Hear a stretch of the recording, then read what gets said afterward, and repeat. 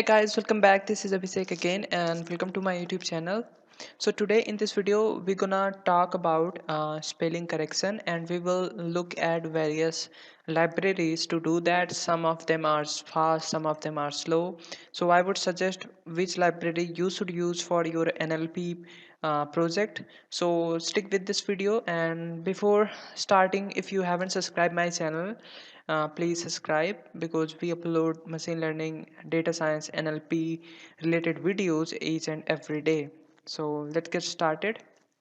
So first thing first, I have come in my notebook since I was doing some sentiment analysis, and for that I got some reviews and I got some reviews data frame, and in that I got many spelling mistake, and for that I need to do some spelling correction. And in order to do spelling correction, we have got so many algorithms, and some of them are slow, some of them are fast. So I have listed here four libraries to do that.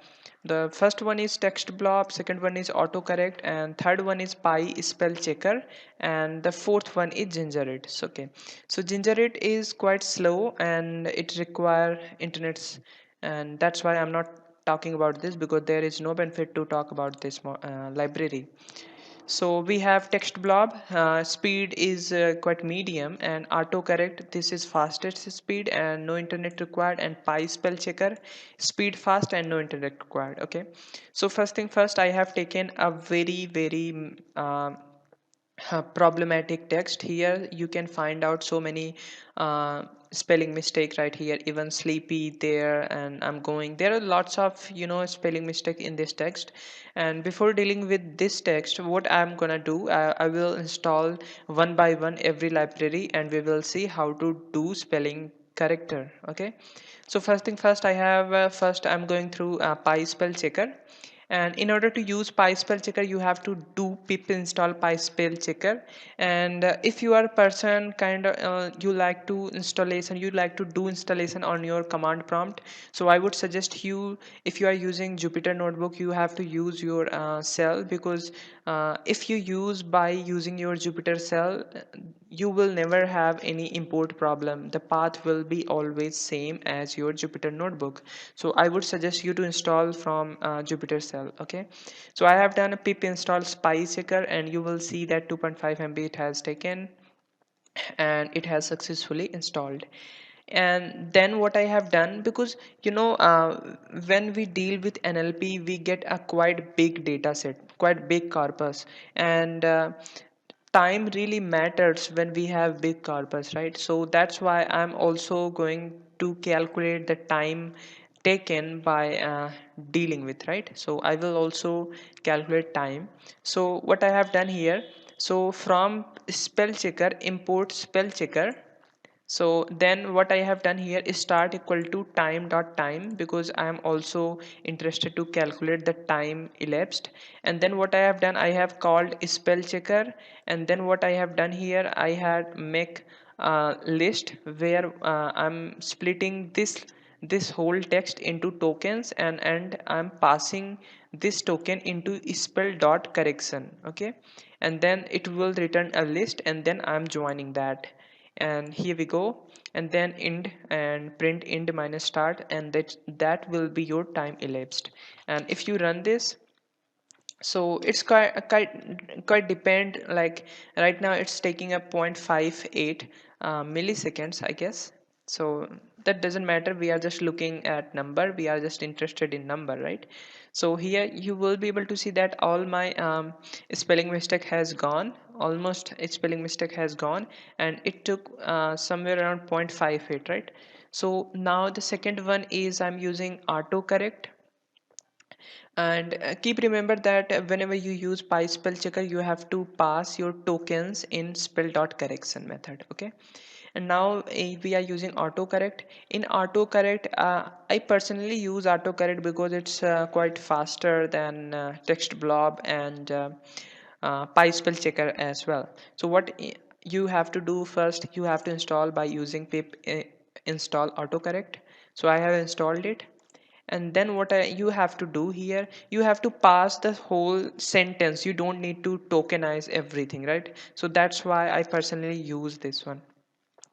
So here what I have done here, from autocorrect import speller start equal to time dot time, spell equal to speller language, you have to pass en means English, and then print spell, and here I am passing the text. If you don't know what text is, so text is right here. Okay, so I'm passing the text and then int, and then let's say, so it is taking 0.15, so you can say that this is quite fast.